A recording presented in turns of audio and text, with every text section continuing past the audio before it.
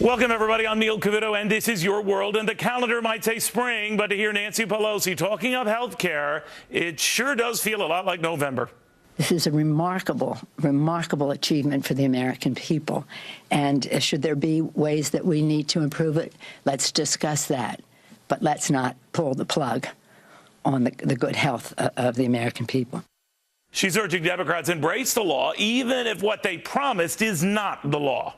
Everybody will have lower rates, better quality care, and better access.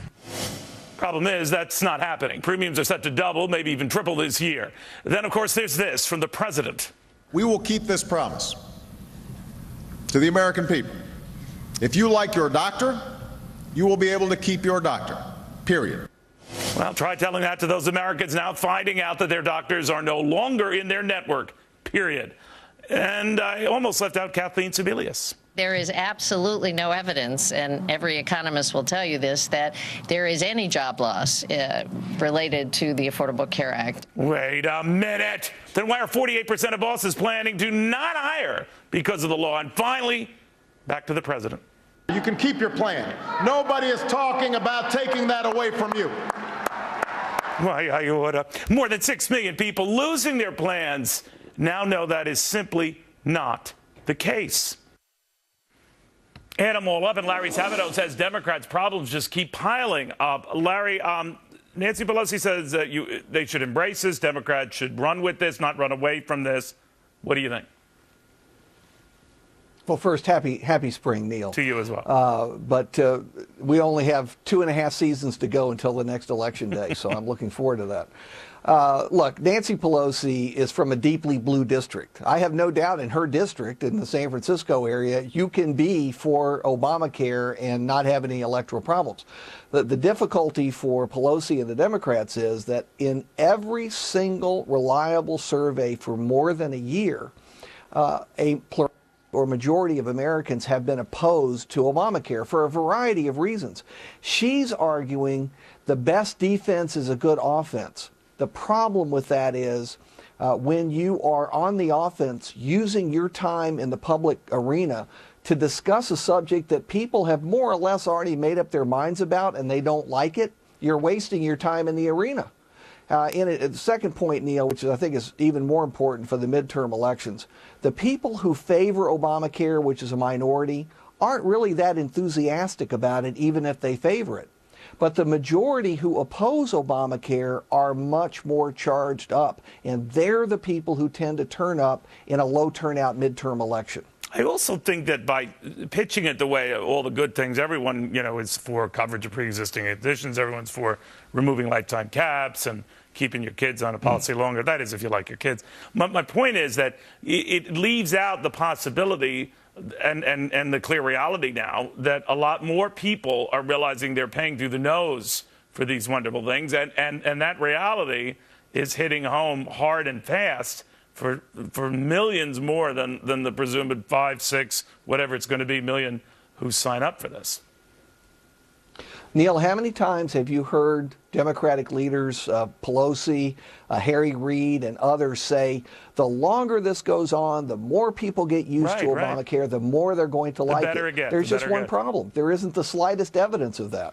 Yeah, and the reality for a lot of other folks who, whether they sign up for this health care law or not, I mean, the media's fixation with these numbers leaves aside the fact, just put aside that it's not going to be the numbers that were earlier touted, but the tens of millions more who've been certainly discombobulated, either switched to exchanges where they're paying more than they used to or getting something different than what they had, or coverage that they didn't need or want, or certainly unusual from what they had.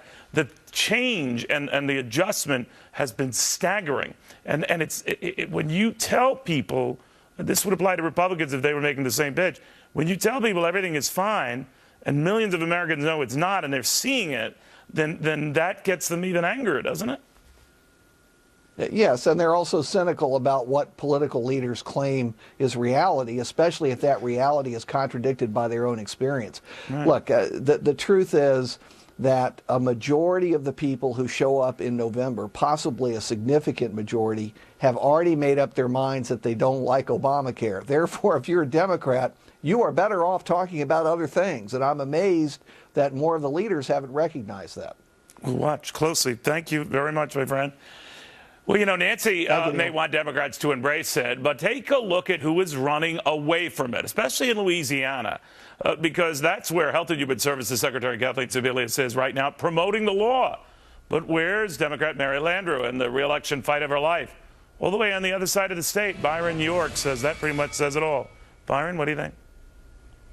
Hi, Neil. Good to be here. Yes, Kathleen Sebelius came here to Louisiana, went to New Orleans to do a Obamacare promotion event with Mary Landrieu's brother, the mayor of New Orleans, Mitch Landrieu. But Senator Landrieu isn't there. She was in Lake Charles giving a speech to an oil and gas group. And it kind of tells the story of this campaign, of the Landrieu campaign, which is avoid Obamacare, talk about energy a lot. You're going to hear a lot of that as this campaign goes on. You know, it's interesting, though, that all types of Democrats are just staying away from this and anyone associated with this. But when Edward Edwards was just sprung from prison not too long ago, the former governor, was saying much the same to me on Fox Business. I just want you to listen to this. He was weighing in on the health care, Nancy Pelosi, all of this. This is from Fox Business.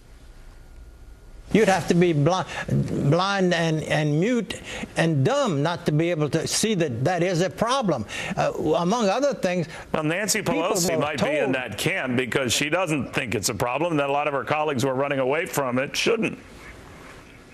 Who doesn't think it's a Nancy problem? Nancy Pelosi. Oh, I don't know about her. She's from California. Well, by the way, would you ever ask the powers that be of the Democratic Party to campaign for you, make a speech, or do something on behalf of you, the president, any of them? No, sir. Why not? And I don't think I'd want to damage Obama's already failing popularity by speaking out for him. How about he for you? Well, I'm not interested in that right now. I want you to think of that in bigger terms, Byron. That's a convicted felon. He's sprung. He's out.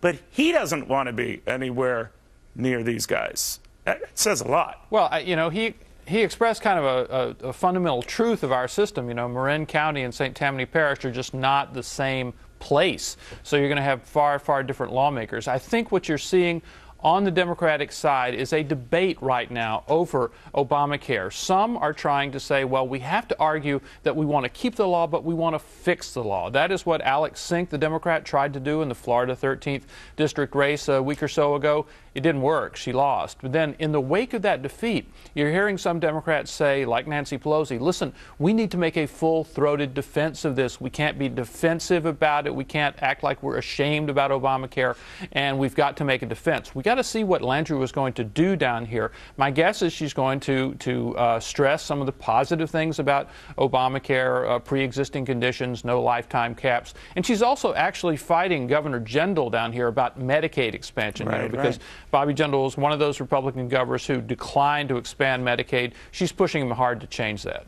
But bottom line, you're saying that they're going to try to offset whatever's happening to people who were part of that 90% who had coverage, who by and large were happy with what they had. They weren't thrilled by it, but they're certainly happier with what they had then versus what they have now.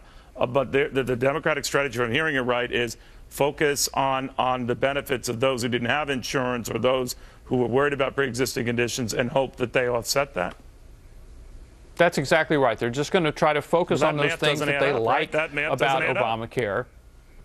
No, it doesn't add up. And the thing is that when they've been asked what they would do to fix Obamacare, Alex Sink's answers were really quite pathetic. She only had kind of a couple of side proposals that would not have addressed the issues of higher premiums, higher deductibles, narrower choices of doctors and hospitals. So Democrats are going to have to find a message about what it is they do want to fix about Obamacare, because while they've said they want to fix it, they haven't come up with any comprehensive plan to actually do it. Interesting, as you always are. Byron, thank you very, very much. Byron York.